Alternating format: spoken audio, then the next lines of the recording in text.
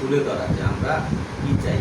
এই দেশ গঠনের ৫-৫ বছর সময় করে গেলেও আমাদের একটা নীতিমালা নেই, সাংবাদিক নিয়োগ নীতিমালা নেই। আমাদের সাংবাদিকদের তালিকা নেই যে কে সাংবাদিক।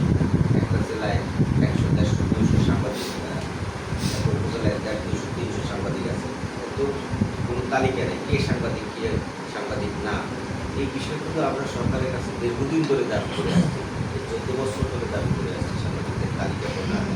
বর্তমান সরকার এই মাননীয় তথ্য সম্প্রচার মন্ত্রী সাংবাদিকদের তালিকা প্রণয়নের একটি ঘোষণা আগ্রহ প্রকাশ করেছেন। এই জন্য আমরা তাদেরকে ধন্যবাদ জানাই।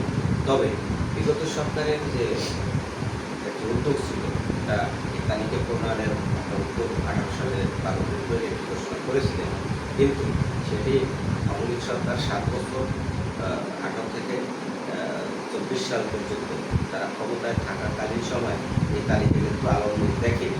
অর্থাৎ এই তালিকা প্রণয়নের মাঝে ছিল রং রুট, মানে যেই রুটে তারা তালিকা প্রণয়নের টার্গেট নিয়েছিল ওই রুটে কখনোই তালিকা প্রকাশ হবে না।